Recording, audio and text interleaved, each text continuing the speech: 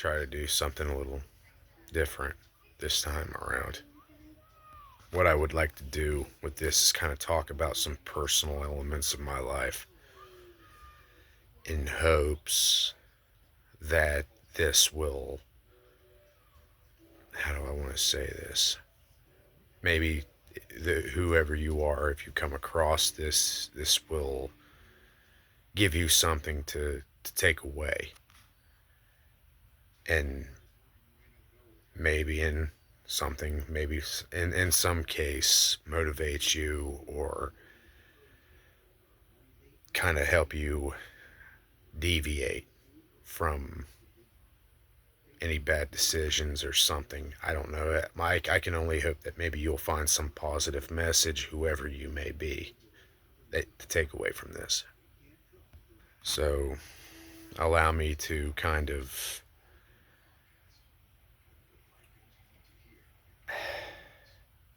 regale you, I suppose, with the story of my life and a lot of the piss poor decisions that I made.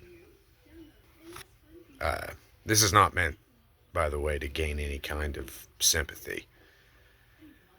While there were a lot of things that happened to me that were outside of my control, in my later years, I can't I can't claim such innocence. I can only claim the stupidity of my own ignorance, if anything. But to begin, I was I'm mixed race, Native American mother, white father, of Nordic extraction, Scandinavian. Yeah, there's some other stuff on his side, but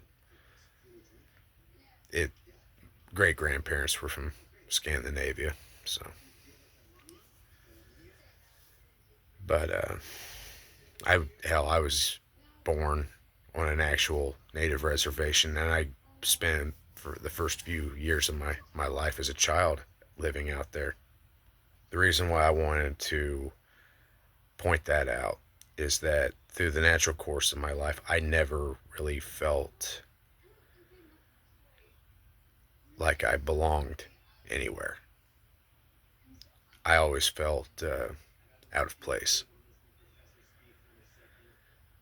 You know, maybe it's because I'm interested in a lot more older things. You know, stuff that's considered out of style by today's standards or something. Not in like a hipster kind of way, but Gen X had a lot cooler things than we did. Let's just be honest about that. But I also felt a lot of social alienation, if that makes any sense. And for me, the earliest beginnings of this began on the reservation, and ironically, uh, it was it was hard finding friends because of my me and my brother, you know, our background, white dad, native mother. It was didn't exactly find friends among the actual native kids. Uh, it wasn't that we were asshole kids or anything, or that we were bullied by the native kids or anything. It's just, to put it simple, whenever we showed up, parents called their kids inside. Some people were just assholes, man. And what really it really didn't help was uh,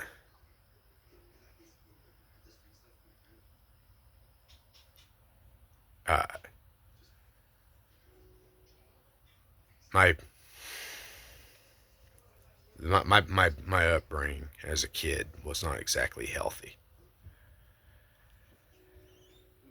I watched my parents fight and argue a lot.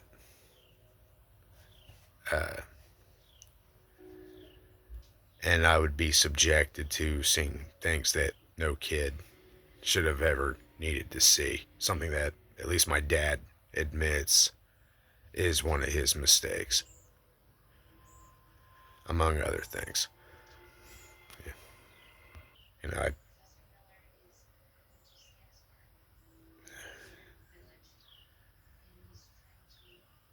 I wasn't really big on Disney movies as a kid, so my impression of love and everything like that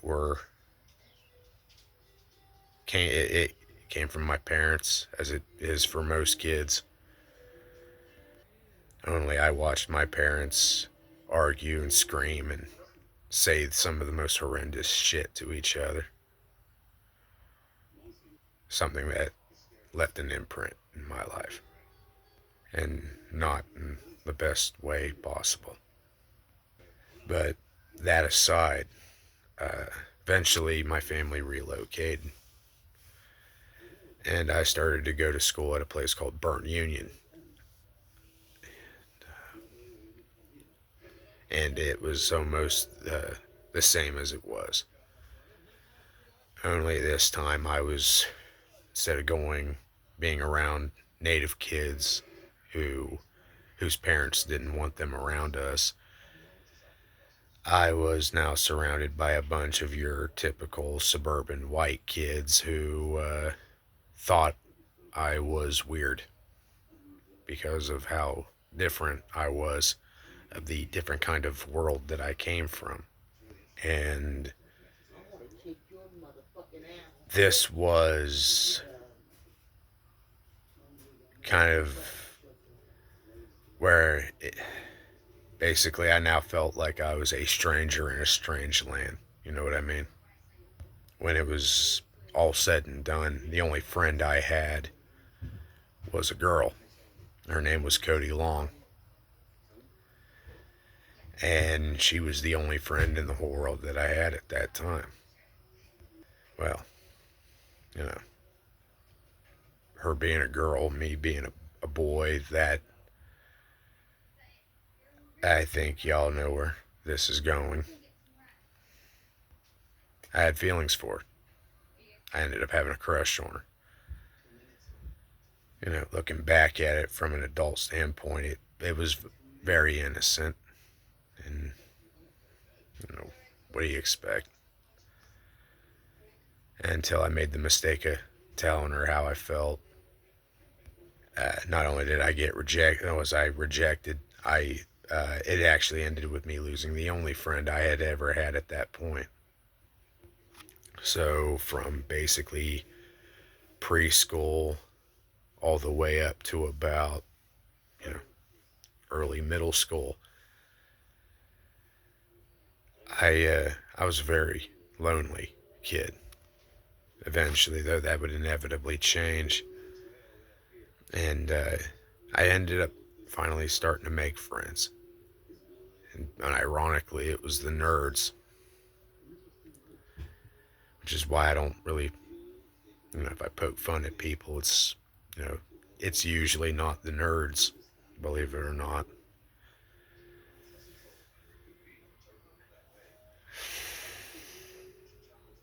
Uh, but you know, we bonded over common interests as most people do. You know, music, uh, comic books, movies, video games, that kind of stuff. You know, the typical stuff that, you know, Stranger Things aged middle school kids bond over. You know, and then of course, you know, later middle school, I started a heavy metal band with with a cousin, my brother, and a few other friends. And of course, with that, I began to enter my very early teenage years. And naturally, I started a real genuine interests in pursuing women. Something that was kind of hit or miss when I was younger. Eventually, we get into high school.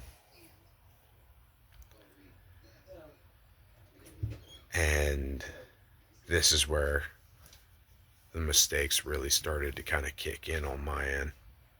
At some point, a teacher cracked a joke that I looked like Gene Simmons. Mate said something about how I could pass as his kid. At first, I thought this lady was crazy or that she was on smoking something, but somebody else commented, it's like, well, you actually really could pass as his kid. And I remember making a joke later on. It's like, well, I don't know, maybe I am. And some people who were just kind of eavesdropping took it seriously. And this would be the beginning of a downward spiral. It I ended up leaning into it, and it started off innocent enough. It's just a stupid joke. But when I saw that people took it seriously, I I kind of enjoyed the attention. Uh, you know, I ended up meeting this girl.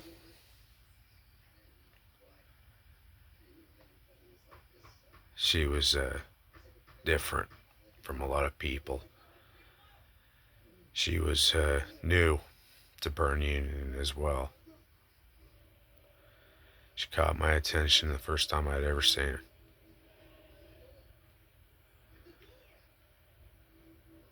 But at the time, I was in a relationship. A relationship that didn't end on the best of terms.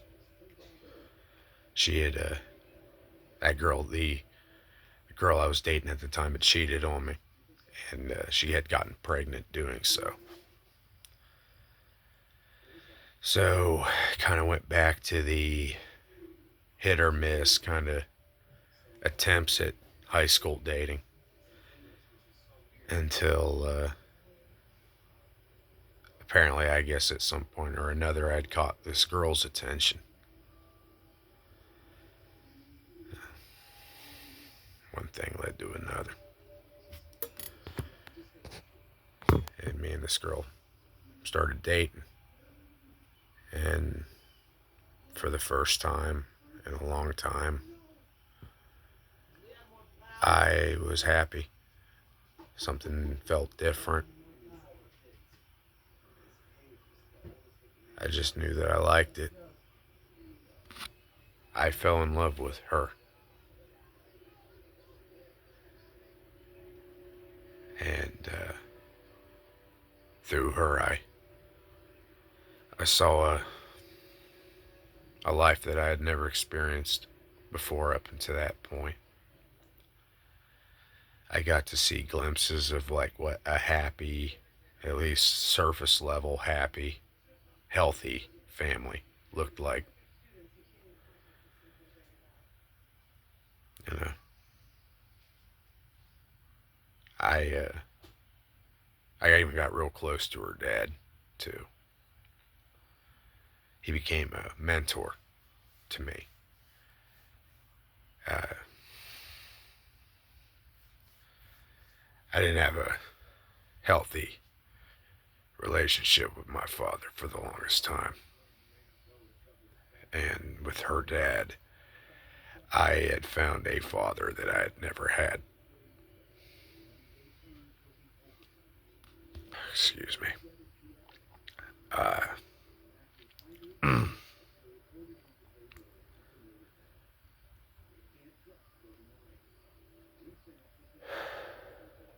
Eventually, the stupid Gene Simmons thing kind of came into view.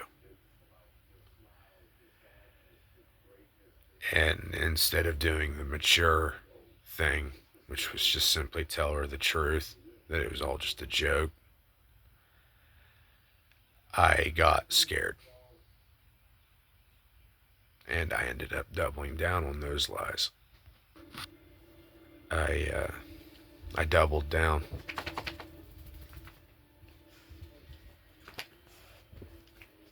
And I did it because I was scared, and as much of a bullshit as of an excuse as this may sound, I did it because hi buddy.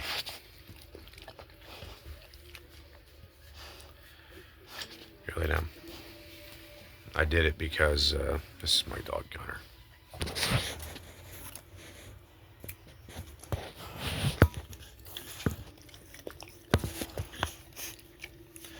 All right, go lay down. In truth, I was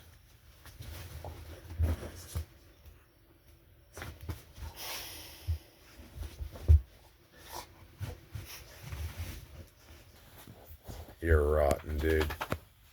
Hey.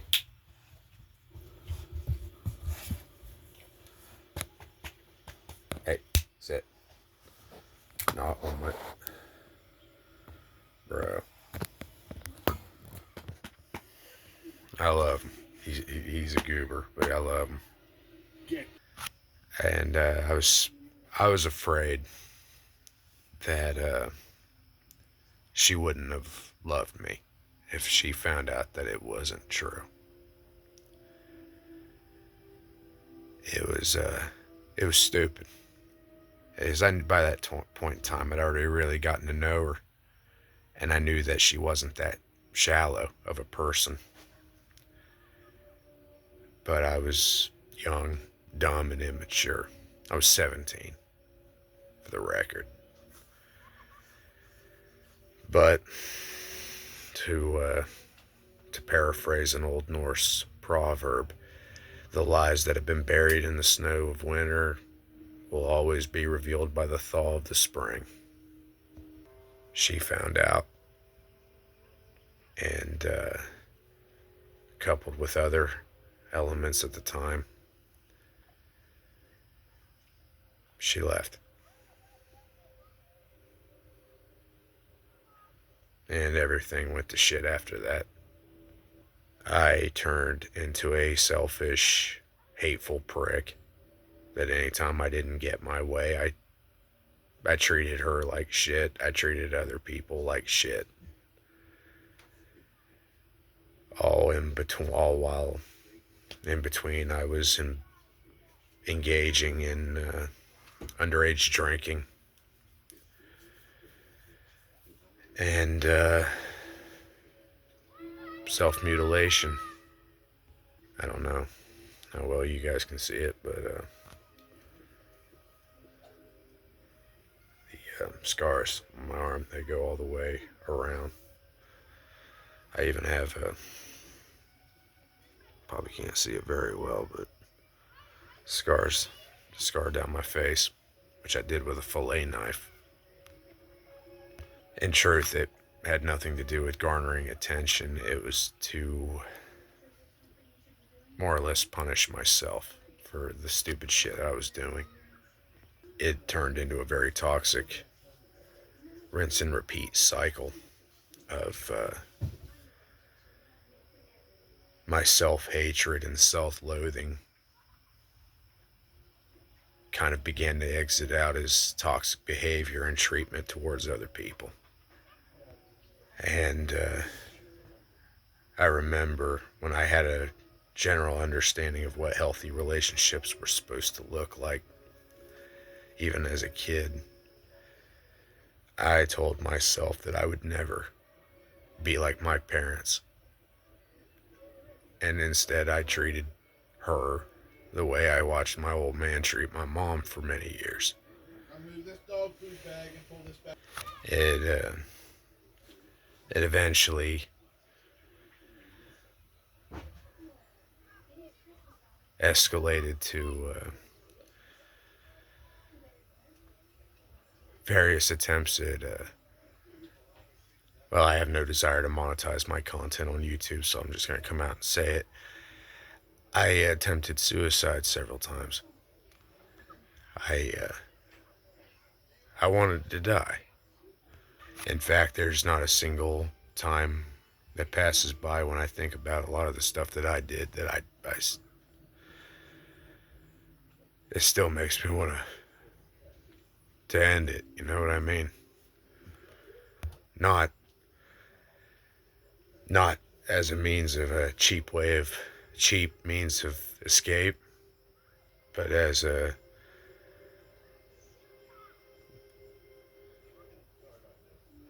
punishment. You see, I have this philosophy that life is it's a gift, and that is why I've always saw death as a punishment. Because if life is the gift, well, what do you call it when you take away a gift? It's a punishment. So death means punishment, and that's how my mind always perceived it. For about 3.5 years after this, me and this girl kind of had this online kind of back and forth, kind of almost a really toxic kind of will they won't they kind of thing.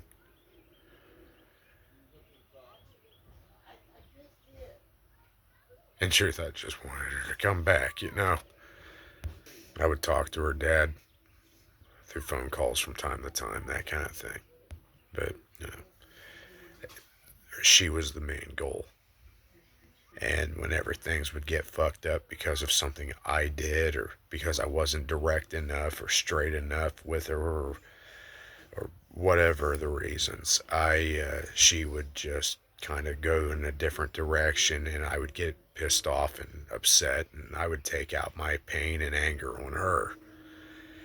And it would exit out as saying some of the most fucked up and hateful fucking shit that I don't doubt has left an impression on her after all these years. Every time I heard her, it left a mark on my body, literally. And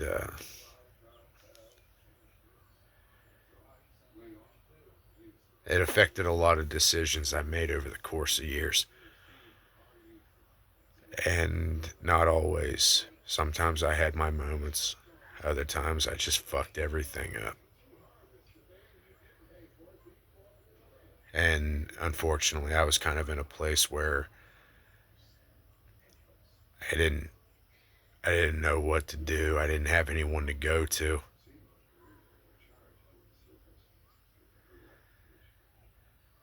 Even to this day, I still don't fucking have anybody other than, well, I was going to therapy, but I killed that about 2 weeks ago. So it wasn't helping. Not the way I needed. Eventually, she left. And she got sick of my shit, and who the fuck could have blamed her?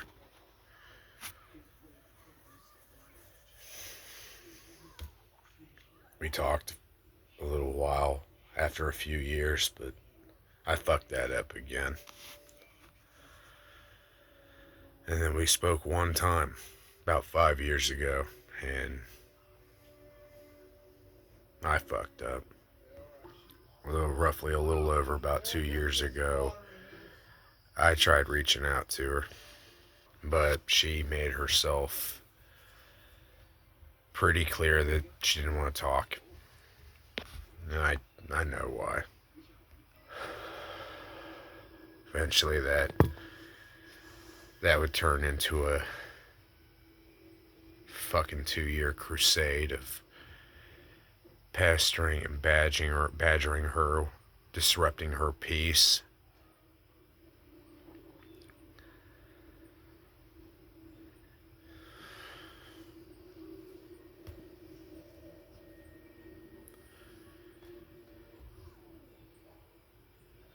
And it only further made me hate myself.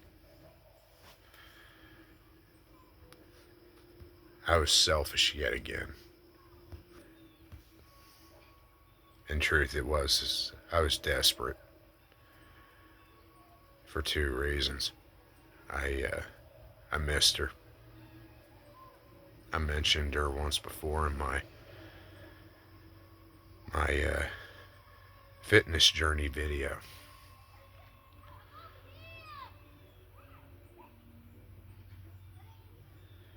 I tried for years after she left to move on with my life.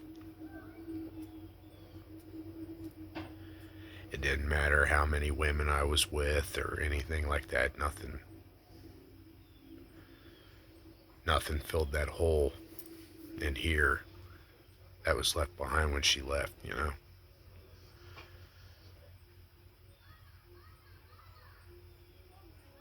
And I thought, I wanted her to know how I felt, you know?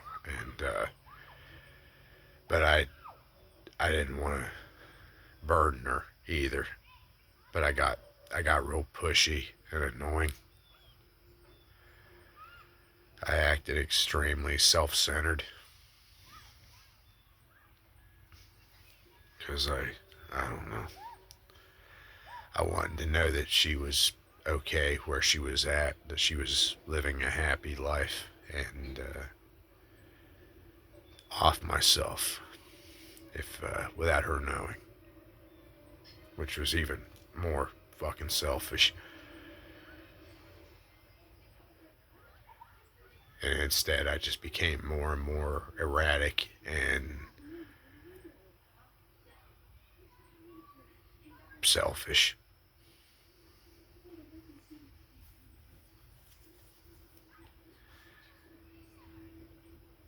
And it caused a lot of disruption in her life. I haven't dated or been in a relationship now for, give or take, 4 years almost. December it will have been 4 years. I haven't had sex in almost 4 years. When my last relationship ended, was actually, I haven't had sex for, it'll be a week's difference.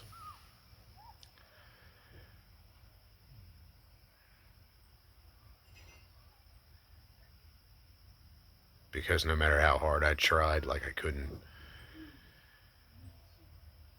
replace her.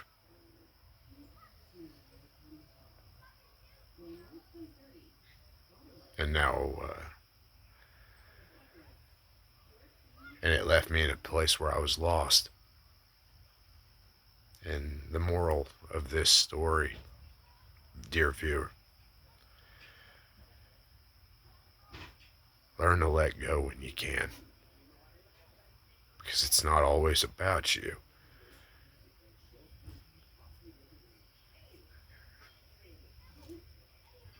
It's about them too, you know? Because sometimes the more you try to hold on, it hurts them. And if you love them, you gotta learn to let go, you know? Because you're not just hurting yourself, you're hurting them. And if you can't help yourself, it'll again eventually get to a point where the people who once loved you the world over will come to fucking hate and resent you. And you'll just end up losing anyway. Whenever it gets to making crucial decisions, you should always think before you act. Because one mistake, you'll inevitably learn the hard way that you can't take it back. And those decisions will haunt you. Your actions will haunt you. Actions will always have consequences. But even now, I still love her very much. And I'd be a liar if I said there's no degree of self-hatred every time I reach out to her. Nowadays, mostly things I do are just, you know, positive affirmations just to let her know that if she's out there succeeding, I just want her to know that I'm rooting for her every step of the way. Even though I'm not a part of her journey anymore, I want the best for her. And that is 100% the truth of that.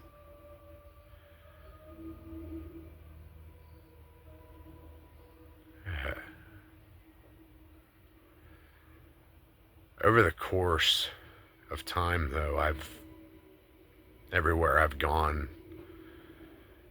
entering into adulthood, I began to see more and more of the errors of the various things that I had done, of the various errors of what affected me, from things that were out of my control to the things that were very much within my control.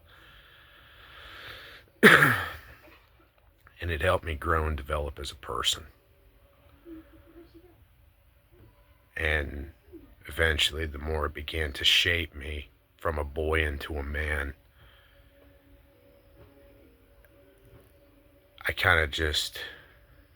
seemingly left an imprint everywhere I went. From where I was this kind of ostracized nobody as a child, I became something of an influential force in the lives of others. And it seemed like I went from being alone to everywhere I went,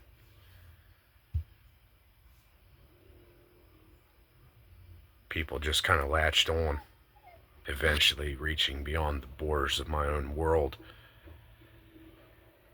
I began to, well,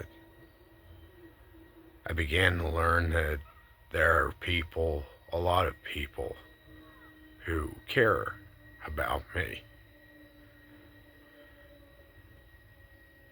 And in truth, I never really understood why.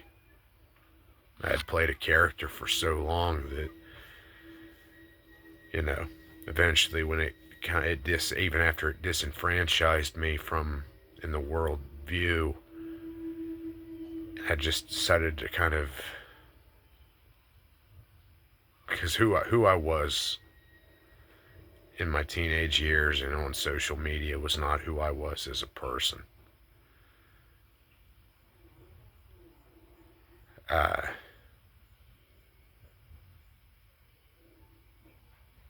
I just played a character online. And eventually, when I stopped and kind of grew up and put on my big boy pants, I just kind of turned into something different. I just kind of turned into me. And that's when people really started to latch on. And I never got why.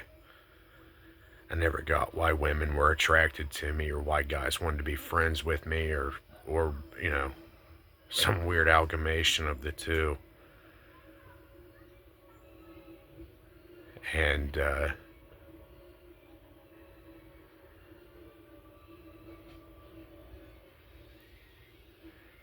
it taught me something. It taught me how much bigger the world was, beyond just my own view of it.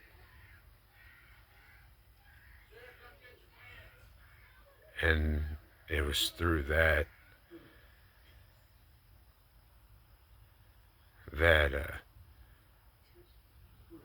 it helped me learn a few different things.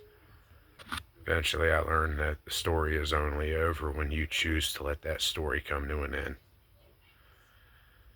That while you cannot change the past, you can change.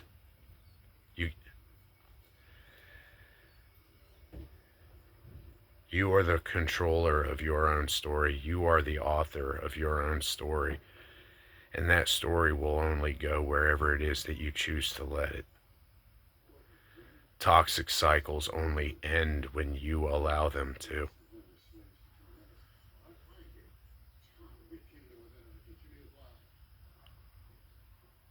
And when I see, as much as it baffles me, when I look around and I see all these different people who care about me, I realized that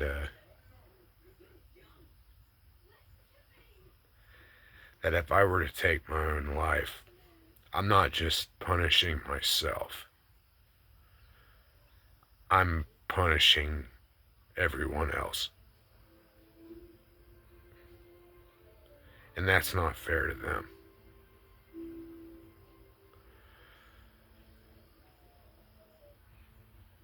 And I've caused enough pain to people who either care about me or have cared about me that I don't want to ever do that again.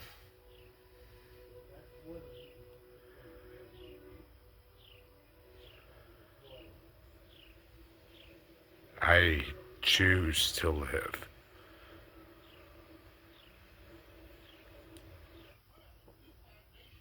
Because I have hope that things can change. I fight because I want things to change.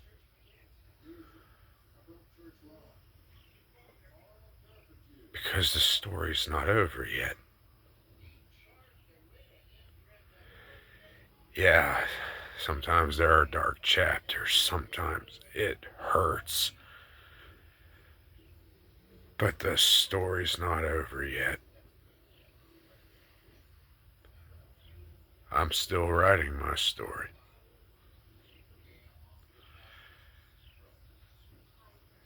And as long as I can stand, as long as my own legs can carry me, as long as this heart beats, there is something to fight for. Not just for the people that I care about, but for myself.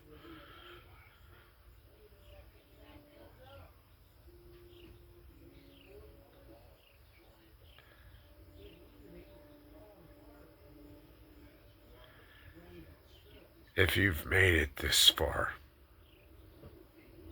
whoever you are, you're not alone. If you're ever feeling down, if you're ever feeling hopeless, know that the story's not over yet. Keep fighting. Fight not just for the people around you, whose world will become so much fucking dimmer if you were to leave it,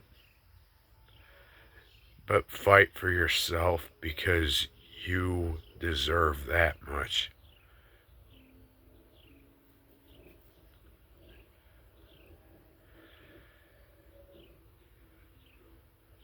Do right by yourselves. Do right by the people who care about you.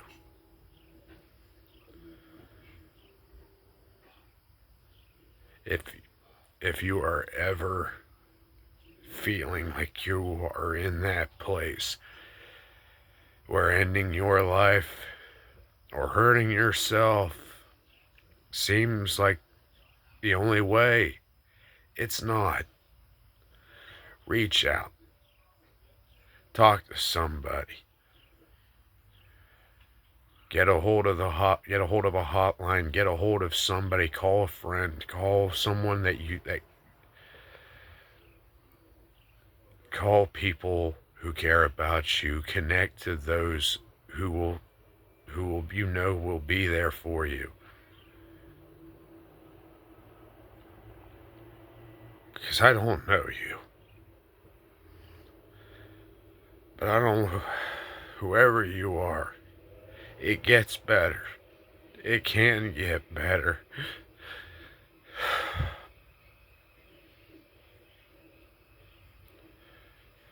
Don't quit.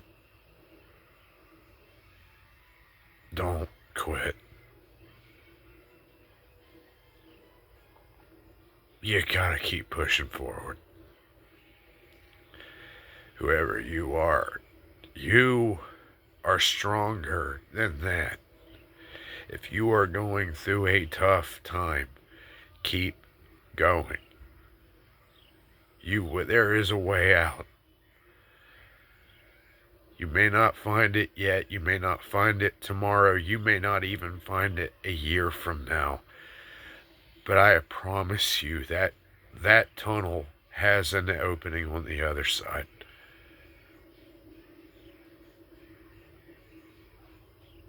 You just gotta fight for it. Push yourselves. Keep going forward.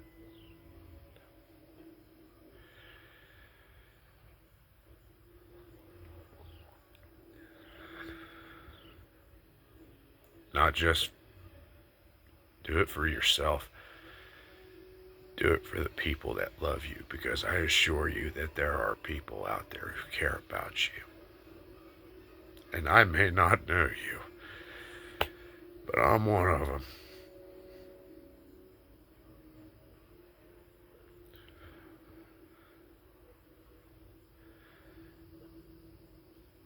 Keep going. And don't quit. Don't give up. Live.